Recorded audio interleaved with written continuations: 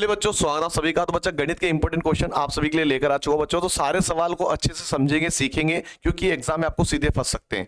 सारे सवाल आने चाहिए, ऐसे सवाल एग्जाम में पूछे जाते हैं और इस साल भी आने की संभावना पूरी की पूरी है।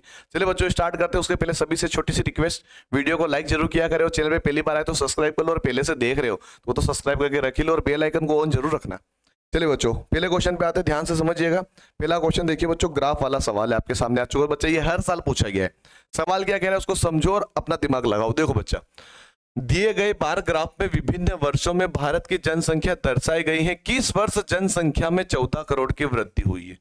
इस वर्ष जनसंख्या में 14 करोड़ की वृद्धि हुई है। चलो देखो, इधर दे रखा अपने को वर्ष दे रखा है और इधर दे रखी है अपने को जनसंख्या करोड़ों में। तो हम यहाँ पे डिफरेंस पता कर लेते बच्चों। देखो यहां से जब पहले 36 करोड़ था, 36 करोड़ से इसमें गया तो 44 करोड़ हो गया। कितने का डिफरेंस दिख रहा है मुझे? 36 और 4 और 4 8, 8 का डिफरेंस दिख रहा है मुझे। यहाँ 44 से 54 में गए बच्चों तो यहाँ पे 10 का डिफरेंस दिख रहा है मुझे। यहाँ से यहाँ गए तो 10 करोड़ का वृद्धि हुआ। फिर यहाँ से यहाँ गए बच्चों तो 54 68 के बीच में 14 करोड़ की वृद्धि यहाँ पे आ चुकी है। बाकी देखने की आवश्यकता नहीं है, क्योंकि एक ही ऑप्शन ऐसा हो सकता है जिसमें 14 करोड़ है। तो 54 से 68 में गई, यहाँ पे वृद्धि हुई, यानी ये वाला सन कौन सा है? 1981। तो बच्चा ऑप्शन नंबर जो बी है वही हमारा सही आंसर रहेगा। 1981 ही हमारा सही आंसर है, क्योंकि इस वर्ष तो 54 करोड़ था, वृद्धि हुई है। ये पूछा ना किस वर्ष जनसंख्या में वृद्धि हुई है, तो बच्चा 1981 में इसकी तुलना में यहाँ पे वृद्धि हुई है। इसकी तुलना क्या करे बच्चा? 14 करोड़ की बात बोली गई है, तो 14 करोड़ की वृद्धि 1981 के दिन ही हुई थी, 1981 वाले साल को ही हुई थी। इसलिए हमारा आंसर ऑप्शन नंबर बी हो जाएगा। ऐसे बच्चा आपको पकड़ना। बहुत इजी क्वेश्चन आते हैं, इसमें से कोई जल्दबाजी मत करना, फोकस पूरा रखना, बन जाएगा। चलिए आगे बढ़ते हैं, अगले क्वेश्चन पे आते हैं। अगला क्वेश्चन क्या दिया गया बच्चों? यदि 7 के बटे में 9 है, कोमा x के बटे में 72 है, के बराबर है, तो x का मान क्या होगा? उसने के बराबर मतलब क्या हो गया? 7 के बटे में 9 है, के बराबर मतलब क्या हो गया? x के बटे में 72। ये दोनों बराबर है। सिंपल सी बात है। यहाँ पे एक ऐसी संख्या रखूंगा, यहाँ पे इन ऑप्शन में से एक ऐसी संख्या रखूंगा जिसको काटने पर वापस यही बनेगा, क्योंकि बराबर बोला ना, इसको यही बनेगा। लेकिन एक चीज हमको ये समझनी पड़ेगी कि भाई ये जो 72 बना ये कैसे बना? अब अगर आप 9 का पहाड़े से ही बना होगा, क्योंकि ये बराबर है बच्चों, तो ये 9 के पहाड़े से बना, क्योंकि काटने पर वापस 9 आना चाहिए ना। तो देखो 9 का पहाड़ा बोलो 72 आ जाए। 9 8 72। 9 में अगर मैं 8 का गुणा करूंगा तब जाके 72 बनेगा। समझ रहे हो मेरी बात को? 9 8 72। तो इसी में भी हम यही करेंगे कि 8 का गुणा इसमें भी हम करेंगे। जो भी संख्या आंसर आएगा वही हमारा यहाँ पे रखेंगे। तो 9 8 72, तो 7 8 56। देखो बच्चा 56 हमारा आंसर होगा, ऑप्शन नंबर सी। ठीक है, अब 56 के बटे में 72 रख के काट के देखो। 8 के पहाड़े से काट रहा, 8 7 56, 8 9 72 बना, फिर बना बराबर, क्योंकि 8 से ये बना था, 8 से काटा तो वापस यही बन गया। तो बराबर की बात बोले तो भाई बराबर हमने निकाल दिया यहाँ पे। ठीक है, कॉन्सेप्ट समझ के चलो, आंसर निकल के आएगा। जब आप इसको सीख जाते हो, क्वेश्चन रीडिंग अच्छी कर लेते हो, तो आंसर क्यों नहीं बनेगा? पूरा गेम जो मैथ्स का रहता है वो क्वेश्चन को समझने में के ऊपर ही है अधिकतर। जोड़ घटाओ गुणा भाग हर कोई सही करेगा, लेकिन ऐसे सवाल आगे जिसने समझ लिया वो आंसर निकाल लेगा। वैसे ज्यादा कठिन सवाल है तो हर कोई समझ सकता है इसको, है ना। चलिए आगे बढ़ते बच्चों। अगला सवाल बच्चा बोर्ड मास का सवाल है, तो देखो इसको सोल्व करेंगे। 2 के बटे में 5, पहले बच्चा मैं क्वेश्चन लिख लेता हूं। 2 के बटे 5 का बड़ा ब्रैकेट 2 प्लस मंजिला ब्रैकेट 3 प्लस छोटा bracket 12 plus 4 plus 3 bracket close, छोटा मंजिला ब्रैकेट और बड़ा ब्रैकेट। तो सबसे पहले हम छोटे ब्रैकेट को सॉल्यूशन करेंगे ना। ये रेड पे लिखा गया, ये अलग से नहीं लिखा मैंने, ये लिखा जाता है कभी कभी। चलो ठीक है, अब पहले छोटे ब्रैकेट को सॉल्यूशन करेंगे, क्योंकि ब्रैकेट पहले हमको करना है। क्या करना है? ब्रैकेट। तो सबसे बड़ा ब्रैकेट तो सबसे लास्ट में होता है, मंजिला ब्रैकेट सेकंड नंबर पे होता है, सबसे छोटा सबसे पहले। आपके पास 3 ब्रैकेट है, सबसे छोटा है, फिर मंजिला है, फिर बड़ा है। तो सबसे छोटा पहले सॉल्यूशन करें, तो सभी चीजें प्लस में। 12 प्लस 4 प्लस 3, तो सभी प्लस में, तो जोड़ दो। 12 4 16, 16 और 3 19, तो यहाँ पे आ जाएगा 19। और ये मंजिला ब्रैकेट जो कि बन नहीं पा रहा मेरे से, बहुत परेशान हो जाता है। ठीक है, और ये बड़ा ब्रैकेट। चलो ठीक है, अब यहाँ पे देखो हमको सॉल्यूशन करना है मंजिला ब्रैकेट में। का को रखेंगे, क्योंकि ब्रैकेट को पहले सॉल्यूशन करना है। का एक अलग चीज हो जाती है, उसको आगे हम समझेंगे। बड़ा ब्रैकेट 2 प्लस 3 और 19 कितना होगा? 22 हो जाएगा, ब्रैकेट क्लोज। ठीक है, अब 2 के बटे में 5 का दोनों को जोड़ेंगे तो 24 बन जाएगा। अब का मतलब होता है बच्चा गुणा, तो 2 के बटे में 5 का 24, बटे में कुछ नहीं तो 1 मान लेंगे, कुछ भी नहीं तो 1 मान लेंगे। ठीक है, अब एलसीएम निकाल लो, मतलब सामने सामने गुणा कर लो। 5 एकम 5, 24 दूनी 48, 48 के बटे में 5 आ गया, है ना। गुणे में सामने सामने गुणा होता है, तो हमने 5 का 1 में कर दिया, 2 का 48 24 में कर दिया, 48 आ गया। तो भाग दे दो, 48 में 5 का भाग दे दो, 5 नम 45, जिसमें भी 9 आ रहा होगा आगे वो हमारा आंसर बन जाएगा। 5 नम 45, कितना बचा, 3 बचा, तो 3 को ऊपर रखो, 5 को नीचे, हमारा आंसर निकल गया 9 सही 3/5। 9 सही 3/5 बचा। ऑप्शन नंबर जो सी है वही हमारा सही आंसर हो जाएगा, 9 सही 3/5। बिल्कुल क्लियर होना चाहिए, ऐसे आपको निकालना है। बस ध्यान ये रखना है कि एक एक चीज का रूल आपको पता होना चाहिए। बोर्ड मास का सवाल एग्जाम में आना है, मतलब आना है, ठीक है। चलिए बच्चों आगे बढ़ते हैं, अगला क्वेश्चन देखिए। 55 डिग्री का समपूरक कोण क्या होगा? बच्चा समपूरक कोण किसे कहते हैं? एक तो पूरक कोण होता है, एक समपूरक कोण होता है, ठीक है बच्चों। दोनों समझा देता हूं मैं आपको, समपूरक और पूरक दोनों समझा देता हूं। पूरक कोण मतलब ये होता है कि अगर दो कोणों को जोड़ने पर 90 बनना चाहिए, ठीक है। दो कोणों को जोड़ने पर 90 डिग्री बनना चाहिए। समपूरक कोण होता है बच्चों कि दो कोणों को जोड़ने पर 180 डिग्री बनना चाहिए, सिंपल सी बात है, ठीक है। तो हमको तो समपूरक कोण चाहिए, मतलब 180 डिग्री बनना चाहिए। तो हमको पता है कि दो कोण है, x प्लस वाई बराबर 180 डिग्री बनता है। उसमें से एक कोण हमको दे रखा है 55, मान लेते हैं x 55 है, y हमको नहीं पता, y हमको निकालना है, ठीक है।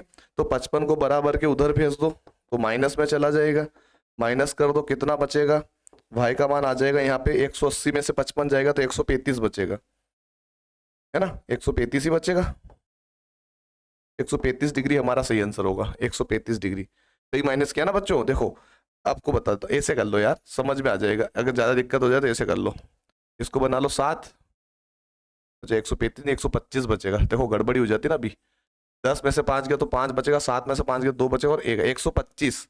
हाँ बिल्कुल बच्चों 125 बचेगा, 135 नहीं बचेगा, 125 बचेगा। देखो ये जो चीजें होती है ना, शॉर्टकट कभी भी अपनाना नहीं चाहिए, है ना। तो हमारा आंसर आएगा 125 डिग्री, हमारा सही आंसर हो जाएगा, ठीक है बच्चों। तो हमारा आंसर क्या होगा, 125 डिग्री। क्लियर है। और अगर मान लो यहाँ पे अगर पूरक कोण होता, मान लो ये क्या होता, पूरक कोण होता, ये इतना नहीं पूछा जाता, इसका आंसर फिर ये होता, ये भी नहीं होता यार, क्योंकि हमको 90 करना है ना, तो 90 में से माइनस कर लो। देखो इसको मानेंगे अपन 8 और ये बन जाता 10, 10 में से 5 गया तो 5, 8 में से 5 गया तो 3, 33 डिग्री बनता फिर इसके हिसाब से। और इसके हिसाब से क्या हो जाएगा, 125 डिग्री, है ना बच्चों। हमारा आंसर होगा 125 डिग्री। चलिए बच्चों आगे बढ़ते हैं, अगला सवाल क्या है, 0.84 को न्यूनतम रूप में भिन्नों में परिवर्तित कीजिए। देखो यहाँ पे न्यूनतम रूप बोला गया और भिन्नों में परिवर्तित करना है, तो 0.84 हमको दिया गया है, ठीक है बच्चों। अब आपको भिन्न में चेंज करना है तो आपको इसको पहले भिन्न में लाना पड़ेगा। अब आपको यहाँ पे दिख रहा होगा एक पॉइंट, पॉइंट को अगर हम हटाते बच्चों तो नीचे क्या लगेगा, 100 लगेगा। 100 क्यों लगा, क्योंकि पॉइंट के पीछे दो संख्या है, तो दो जीरो वाला संख्या कौन सी होती है, 100 ही होता है, तो हमने 100 लगा लिया कि ये आंसर में है। लेकिन बच्चों उसने पूछा न्यूनतम, न्यूनतम यानी सबसे छोटे में। अभी ये कट रहा है क्या, काट दो, 2 से कट रहा है बच्चों, ऊपर आ जाएगा 42 और नीचे आ जाएगा बच्चों 50। और कट रहा है क्या, बिल्कुल कट रहा है, 21 आ जाएगा, नीचे आ जाएगा 50, 2 से काटो 25 आ जाएगा, यहाँ पे क्या आ जाएगा 25 आ जाएगा। अब ये देखो बच्चा कटना बंद हो गया, ये होता है न्यूनतम। न्यूनतम बोल दो, लघुत्तम बोल दो, सरलतम बोल दो, नाम अलग अलग है लेकिन काम है कि उसको इतना काटो कि कटना बंद हो जाए। तो हमारा आंसर होगा 21 के बटे में 25, ऑप्शन नंबर सी, ठीक है। देखो ये भी ऑप्शन में था, ये भी ऑप्शन में था, ये भी था, लेकिन ये ऑप्शन सबसे अलग दे रखा था केवल। पर बहुत सारे बच्चे ये आंसर लगा सकते थे, ये भी लगा सकते थे, पर आंसर ये होगा न्यूनतम रूप क्या होता है, सबसे छोटा रूप होगा ये। अब ये कटना बंद हो गया, देख लो इसको अब आप काट नहीं सकते भिन्न के रूप में। पॉइंट में आंसर ला सकते हो लेकिन भिन्न के रूप में नहीं काट सकते। चलिए आगे बढ़ते हैं बच्चा, अगला सवाल दिया गया है 20 से कम कितनी प्राकृतिक संख्या है भाज्य संख्या। यहाँ पे क्या पूछिए, भाज्य पूछिए, है ना। प्राकृतिक संख्या है भाज्य, 20 से कम प्राकृतिक संख्या। तो प्राकृतिक संख्या शुरुआत कहां से होती है, 1 से होती है, ठीक है। 1 से होती है, मैं 19 तक लिख देता हूँ, 1 2 3 4 5 6 7 8 9 10 11 12 13 14 15 16 17 18 19। 20 क्यों नहीं लिखा, क्योंकि 20 से कम पूछा है ना। अब उसने बोला भाज्य होनी चाहिए बच्चों, ना तो ये भाज्य है, ना तो ये भाज्य है, ना तो ये भाज्य है, ना तो ये भाज्य है, ना तो ये भाज्य है, ना तो ये भाज्य है, ना तो ये भाज्य है, ना तो ये भाज्य है, ना तो ये भाज्य है, ठीक है। अब देखो मैं यहाँ पे सर्कल बना रहा हूँ, 1 2 से कट रहा है, ये 2 से कट रहा है, ये भी 2 से कट रहा है, ये भी 2 से कट रहा है, ये भी 2 से कट रहा है, ये भी 2 से कट रहा है, ये 3 से कट रहा है, ये 5 से भी कट रहा, 3 से भी कट रहा, 2 से भी कट रहा, 8 से भी कट रहा, ये 9 से भी कट रहा, 3 से भी कट रहा, 2 से भी कट रहा, 3 से भी से कट रहा, अलग अलग संख्या से कट रहा है, 6 से भी कट रहा है। ये देखो ये भाज्य संख्या से भी कितनी हो गई, 1 2 3 4 5 6 7 8 9 10। हमारा आंसर होगा ऑप्शन नंबर बी। ठीक है, अगर ये पूछता कि अभाज्य संख्या कितनी है 19 से कम 20 से कम, तो बच्चा ये वाला हट जाता एक, क्योंकि ये तो ना तो भाज्य है ना तो अभाज्य, दोनों में नहीं आता ये, तो ये हट जाता। उसके बाद ये हटा दो, बाकी कितने बच्चे 18, 18 में से 10, 8 आंसर होता फिर उसका, है ना। ये हट जाती है एक, तो 19 में से 18 हो जाती संख्या, और 8 तो अपना ये 10 तो अपना ये आए थे, भाज्य संख्या 10 थी सही, तो 18 में से 10 और कम कर दो तो 8 ही बचे, तो 8 हमारी अभाज्य संख्या होती। ठीक है, जैसे 1 2 3 4 5 6 7 और ये 8 अभाज्य संख्या, ये ना तो अभाज्य में आता है ना तो भाज्य में आता है, तो इसको तो पल्ला अलग ही कर दो। ठीक है, तो हमारा आंसर इसका जो है इसके हिसाब से भाज्य संख्या के हिसाब से 10 हमारा आंसर होगा। 20 से कम कितनी संख्या जो भाज्य है वो टोटल 10 संख्या है। चलिए बच्चों, अगला सवाल है 6 8 और 16 के सार्वगुणनखंड क्या होंगे। अब सार्वगुणनखंड किसे कहते हैं पहले ये समझ लो। अगर मैं आपको सीधे बोलूं कि सार्वगुणनखंड ये होता है कि जो गुणनखंड हम निकालते हैं किसी संख्या का, उसमें कॉमन हो जाए, वो एक जैसा निकल जाए सब में से, वो सार्वगुणनखंड यानी कि कॉमन नंबर निकालना हमको। जैसे अगर मैं 6 के गुणनखंड निकालूं, 6 के क्या क्या होंगे, 1 2 3 और एक 6 हो जाएगा। 6 से ये कट रहा है, 1 से भी कटेगा, 2 से भी कटेगा, 3 से भी कट रहा, 6 से भी कट रहा, 4 5 से नहीं कटेगा। फिर अगला क्या है, 8 है, 1 से भी कटेगा, 2 से भी कटेगा, 3 से नहीं कटता, 4 से कटेगा और 8 से कटेगा। फिर कौन है, 16 है, 1 से कटेगा, 2 से कटेगा, 4 से कटेगा, 5 से नहीं कटेगा, 6 से भी नहीं कटेगा, 8 से कटेगा, फिर आ जाएगा अपना 16 से कटेगा। अब ये बताओ सब में कॉमन क्या है। देखो बच्चा, इसके अंदर आप 1 और 2 तो कॉमन दिख रहा है मुझे, 1 और 2 तो दिख रहा है, बाकी कुछ भी ऐसा नंबर नहीं जो कि कॉमन दिख रहा है, तो हमारा आंसर होगा ऑप्शन नंबर बी। देखो ये है ना, पहले तो आपको गुणनखंड निकाले, गुणनखंड यानी कि किस टेबल से कट सकता है, किस संख्या से हम उसका गुणे के द्वारा खंडन कर सकते हैं। 1 का पढ़ा बोलोगे 6 आ जाएगा बिल्कुल, 2 के बारे में 6 आ जाएगा बिल्कुल आ जाएगा, 3 के बारे में 6 आ जाएगा बिल्कुल आ जाएगा, 6 के बारे में 6 आ जाएगा बिल्कुल आ जाएगा। 5 क्यों नहीं लिखा, क्योंकि 5 के बारे में 6 आता नहीं। ऐसे सभी संख्या हमने निकाले। फिर सार्व गुणनखंड को, सार्व का मतलब ये समझ लो कॉमन नंबर, या फिर आप उभयनिष्ठ बोल दो, ठीक है, साझा बोल दो, अलग साझेदारी हो जाती, साझा मतलब तो, पर सार्व यानी उभयनिष्ठ गुणनखंड। ठीक है, ध्यान रखिएगा, यानी कि कॉमन नंबर निकालना होता है। हमने कॉमन नंबर निकाला 1 और 2 तीनों के अंदर, 3 संख्या तो तीनों के अंदर हमने निकाला, हमारा ऑप्शन नंबर बी क्या हुआ, सही हो गया। चलिए आगे बढ़ते हैं बच्चा। तो आगे बच्चों अपने कुछ टेस्ट सीरीज वगैरह अगर आपको चाहिए तो लिंक डिस्क्रिप्शन में मैंने डाल रखा है बच्चा। और ऑफलाइन के लिए अगर आपको, हमारे जो रतलाम जिला है बच्चा, जावरा के आसपास हमारा सेंटर हो रहा है, तो अगर आपको जो आसपास के क्षेत्र के लोग हैं, जैसे रतलाम हो गया, मंदसौर हो गया, या इवन राजस्थान के भी बच्चे आ सकते हैं, या फिर आप अगर भेज सकते हो बच्चा, क्योंकि हम हॉस्टल फैसिलिटी देने वाले हैं, तो आप हमको भेज सकते हो बच्चा। हम खुद जहाँ पे रहेंगे वहीं पर बच्चों को रखेंगे, फुल सिक्योरिटी के साथ में रखेंगे, और एक 100% श्योरिटी ये रहेगी कि बच्चों को इतना सिखाएंगे कि सबसे ज़्यादा चांस सिलेक्शन के हो सकते हैं उसके। क्योंकि ऑनलाइन में बच्चा क्या होता है कि जैसे जो पढ़ता है वो तो पढ़ ही लेता है, लेकिन जो नहीं पढ़ पाता उसको समझना पड़ेगा कि भाई, उसको सिखाना पड़ेगा कि भाई ये कहाँ पे अटक रहा है, कहाँ पे प्रॉब्लम आ रही है, वो ऑनलाइन में पता नहीं चल पाती। इसकी वजह से ऑफलाइन भी बहुत सारे माता पिता का कॉल आया है कि सर आप ऑफलाइन सेंटर खोलते तो हम बच्चों को भेज सकते हैं।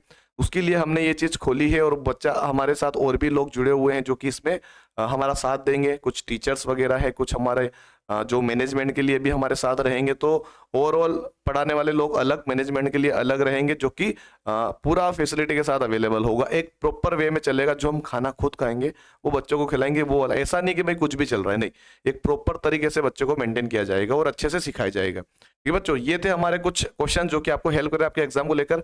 बाकी अगर आप माता पिता को देख रहे हो और बच्चा अगर भेज सकते हो, बच्चा मध्य प्रदेश की बात हो रही है ना, इंदौर हो गया, जैसे इंदौर के आसपास के जो गांव हो गए, शहर हो गए, रतलाम के आसपास के गांव शहर हो गए, मंदसौर के आसपास के हो गए, बड़े बड़े, जैसे आप समझ सकते हो रतलाम जिले के अंदर आपका सेंटर होने वाला है। तो आप देखो, आप इसके यहाँ पर भेज सकते हो क्या? अगर आप भेज सकते हो तो बच्चा बैच को मतलब सीट को बुक करवा लीजिए बहुत जल्द, क्योंकि सीटें फुल होने के बाद फिर ऑप्शन रहता नहीं है। अगर आप चाहते हो बच्चे का एक बार में अच्छे से सिलेक्शन हो जाए, एक प्रॉपर तरीके से तैयारी हो जाए, तो ट्राई कीजिए।